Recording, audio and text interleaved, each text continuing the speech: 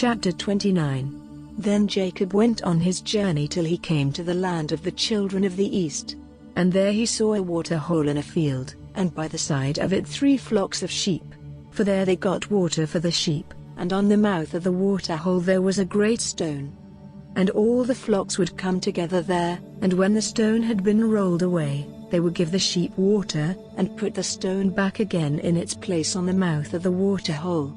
Then Jacob said to the herdmen, "My brothers, where do you come from?" And they said, "From Haran." And he said to them, "Have you any knowledge of Laban, the son of Nahor?" And they said, "We have." And he said to them, "Is he well?" And they said, "He is well, and here is Rachel his daughter coming with the sheep." Then Jacob said, "The sun is still higher and it is not time to get the cattle together. Get water for the sheep and go and give them their food." And they said, "We are not able to do so till all the flocks have come together and the stone has been rolled away from the mouth of the water hole. Then we will get water for the sheep." While he was still talking with them, Rachel came with her father's sheep, for she took care of them.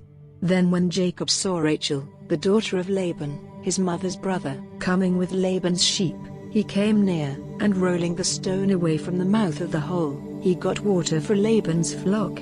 And weeping for joy, Jacob gave Rachel a kiss. And Rachel, hearing from Jacob that he was her father's relation and that he was the son of Rebekah, went running to give her father news of it. And Laban, hearing news of Jacob, his sister's son, came running, and took Jacob in his arms, and kissing him, made him come into his house. And Jacob gave him news of everything. And Laban said to him, "Truly, you are my bone and my flesh." And he kept Jacob with him for the space of a month. Then Laban said to Jacob, "Because you are my brother, are you to be my servant for nothing? Say now, what is your payment to be?" Now Laban had 2 daughters, the name of the older was Leah, and the name of the younger was Rachel.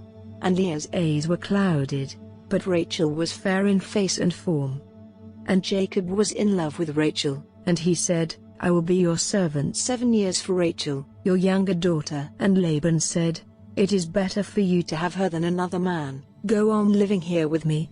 And Jacob did 7 years' work for Rachel, and because of his love for her it seemed to him only a very little time. Then Jacob said to Laban, "Give me my wife so that I may have her, for the days are ended."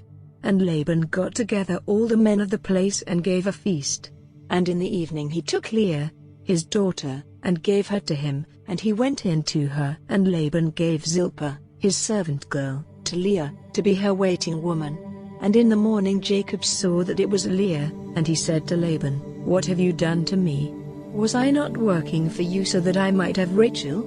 Why have you been false to me?" And Laban said, "In our country we do not let the younger daughter be married before the older. Let the week of the bride feast come to its end, and then we will give you the other in addition, if you will be my servant for another 7 years." And Jacob did so, and when the week was ended, Laban gave him his daughter Rachel for his wife. And Laban gave Rachel his servant girl Bilhah to be her waiting woman. Then Jacob took Rachel as his wife, and his love for her was greater than his love for Leah, and he went on working for Laban for another 7 years. Now the Lord, seeing that Leah was not loved, gave her a child, while Rachel had no children. And Leah was with child, and gave birth to a son to whom she gave the name Reuben, for she said, "The Lord has seen my sorrow. Now my husband will have love for me." Then she became with child again, and gave birth to a son, and said, "Because it has come to the Lord's ears that I am not loved, he has given me this son in addition," and she gave him the name Simeon. And she was with child again, and gave birth to a son, and said, "Now at last my husband will be united to me, because I have given him 3 sons." So he was named Levi. And she was with child again, and gave birth to a son, and she said, "This time I will give praise to the Lord." So he was named Judah. After this she had no more children for a time.